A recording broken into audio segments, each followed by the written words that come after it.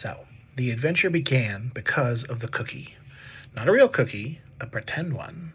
One of the tiny toy cookies from the girls' play kitchen upstairs. Somehow, in the middle of the night, it rolled all the way down into the basement and stopped directly beside Lumi's paw. Lumi blinked sleepily at it. That seems unlikely. From nearby came a tiny voice. It stole my cookie. Lumi turned. Sitting near the edge of the bed was a very small stuffed mouse. Tiny gray ears, tiny pink nose, tiny paws, and enormous determination. It was Possum, which was kind of confusing, because Possum was very clearly a mouse. The girl had named her carefully and with complete confidence anyway. Possum pointed dramatically at the cookie. The thief dropped evidence. Lumi looked at the cookie, then back at Possum. There's a cookie thief? Yes. An actual thief? Possum narrowed her little stitched eyes. Oh, yes. Mumu looked up sleepily from nearby. What's going on? Possum climbed onto the blanket importantly. A criminal situation. Mumu blinked once. I see.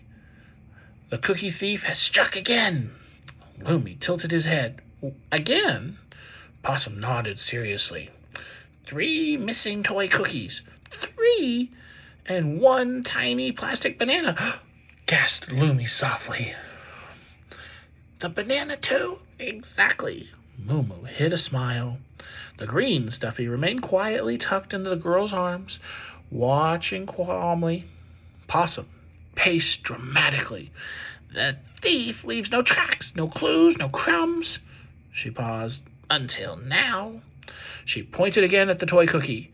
Lumi looked impressed. Mumu looked entertained. What do you need from us? Mumu asked. Possum stood taller. I need detectives.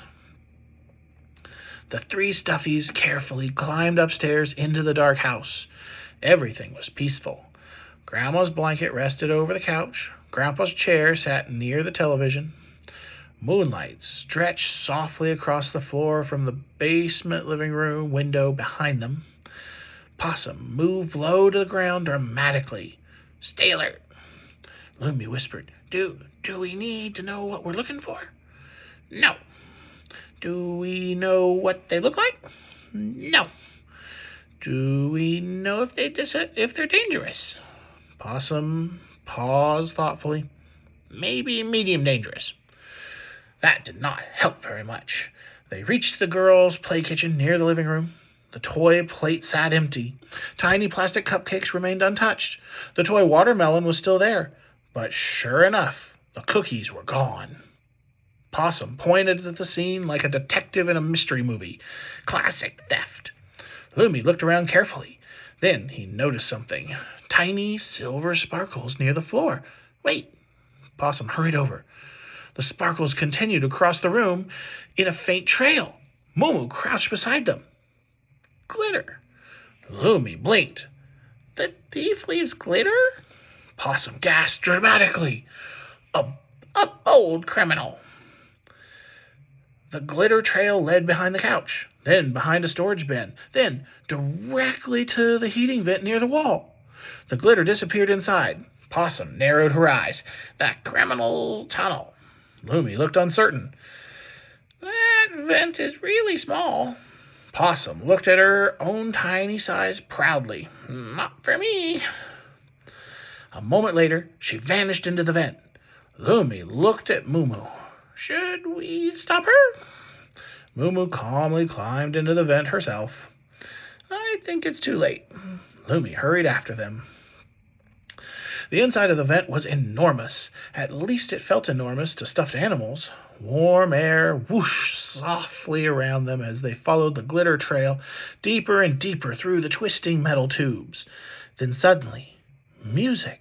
Tiny music, like bells and spoons clinking together. The tunnel opened into a hidden chamber beneath the house. Lumi gasped. It was beautiful. Tiny lanterns made from buttons glowed softly overhead. Blankets had been folded into little tents. Bottle caps served as tables, and everywhere tiny creatures bustled around carrying toy food. Toy cookies, toy fruit, tiny teacups. Possum stared in shock. This is organized. One nearby creature turned and squeaked happily.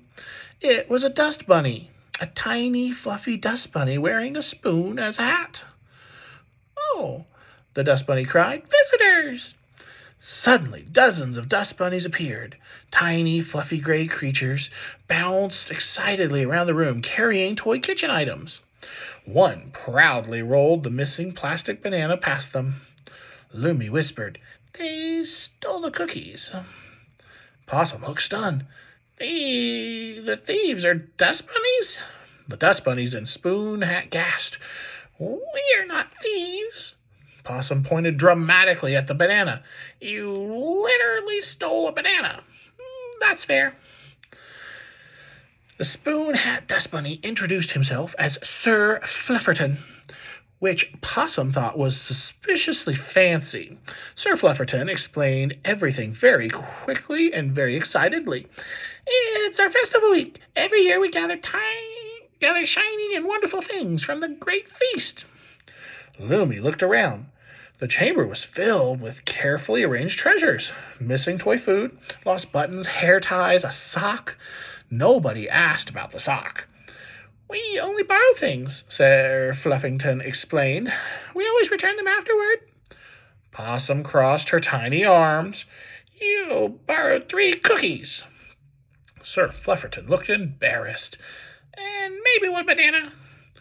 The dust bunnies lowered their fluffy heads sadly.